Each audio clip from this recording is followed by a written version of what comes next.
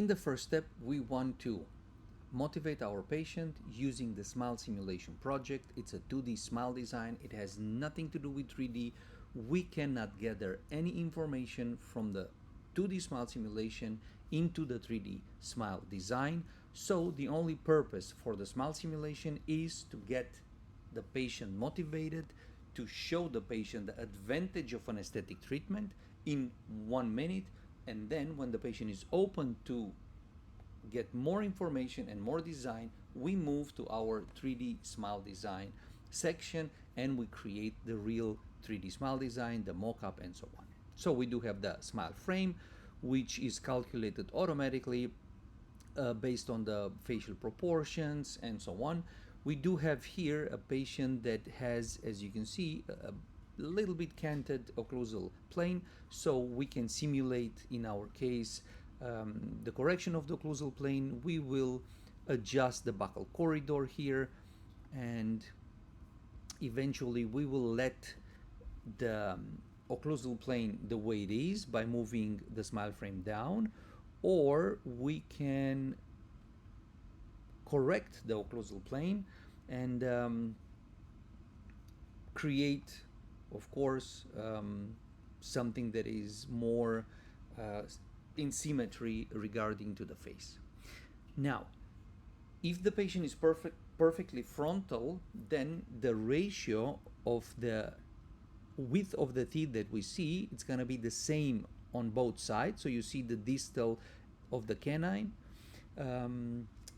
So the ratio is 74/80. It means that actually here we see less from the real width of the patient and on the other side, but the patient is eventually a little bit turned to the side because this ear is more visible than this one. So the patient is very frontal, the picture is beautiful, but eventually we do have a rotation of a couple of degrees when it comes to the perfect frontal picture. Good.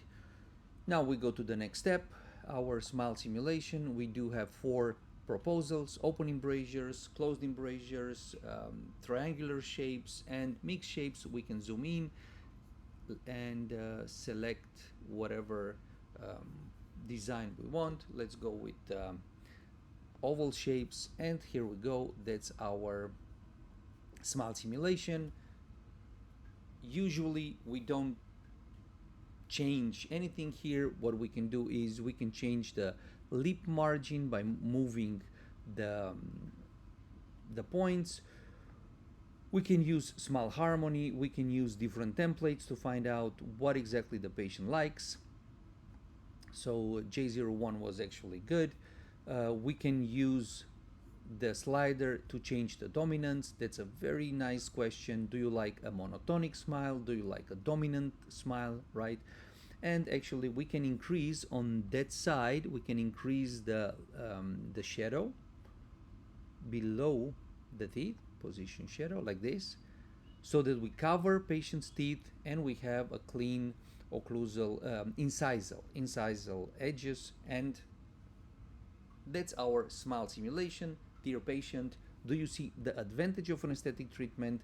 Do you want to know more about what we can do regarding aesthetics? Yes, and then we go to the 3D smile design, which is the project that we can use for clinical analysis, real smile design, ideal design, mock-up, and so on.